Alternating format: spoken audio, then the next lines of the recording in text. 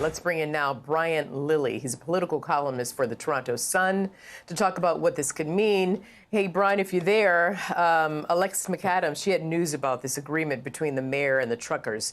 Tell us what you know about this communication.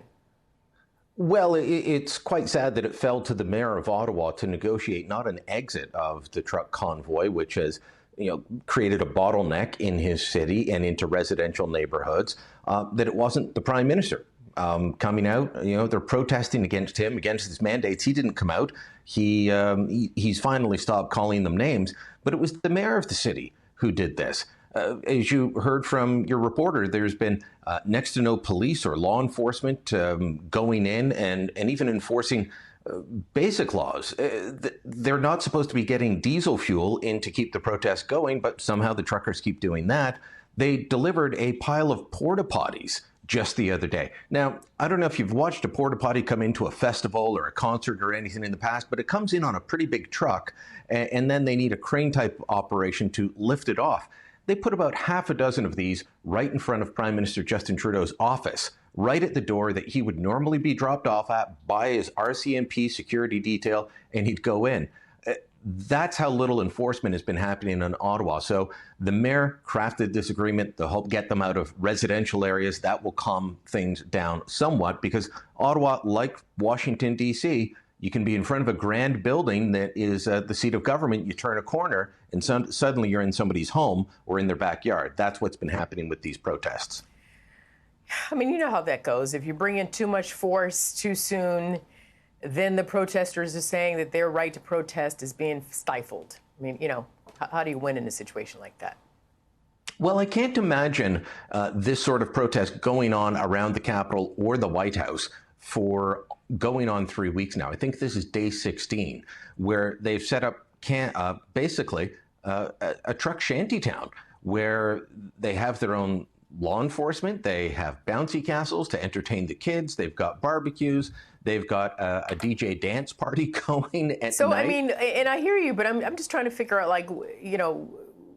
they're doing a lot. So I'm not sure that they should be doing all that themselves. They can protest, but they really cut down, stopped a lot of production. But let's get into some specifics. Let's start from the beginning if we can, Brian. The mandate called for the truckers to be fully vaccinated, or they had to face a 2-week quarantine. But according to the Canadian government, you've got 90% of truckers who are fully vaccinated. So is there anything behind the headline, or maybe below the surface, any more to these protests? It started as a protest against that vaccine mandate, which the Trudeau government brought in on January 15th. So any truck driver or any essential worker entering Canada had to be double vaxxed. But a week later, on January 22nd, the Biden administration brought in a similar mandate, saying that for anyone crossing in, any essential worker, including truck drivers, you had to be double vaxxed. So even if Trudeau dropped this tomorrow, these guys couldn't go in. This has grown into a wider protest movement that's angered at the government. They're fed up with COVID in generally. They're fed up with Trudeau specifically.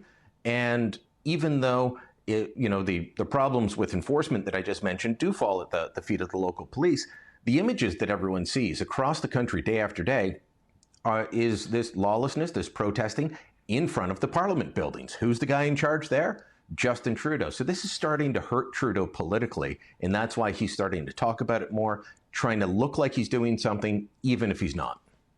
So, like I said, if you got 90% of the truckers, they're vaccinated. So 10% are the ones who are out there on that corner in the snow right now. And meanwhile, as you know, Canada has one of the highest vaccination rates in the world. 80% they're fully vaccinated. So, are Canadians with or against these protesters, generally speaking?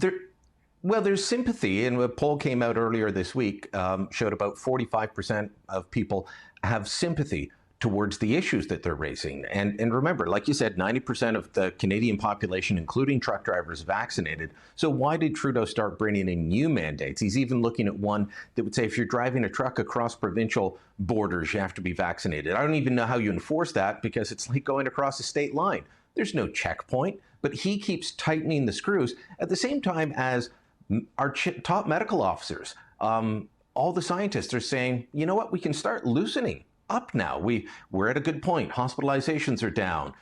The spread of the Omicron is going down. The vaccination rates are higher. We've got therapeutics. So Trudeau's trying to tighten the screws as everyone else is saying, let's open back up. And that's part of what is driving and has driven the anger towards him and helped grow this protest movement from one that was just truckers to a whole bunch of other people. They're saying, look, things are looking good, so let's relax some of the restrictions. All right, political columnist Brian Lilley, thank you for joining us. Take care. Thank you.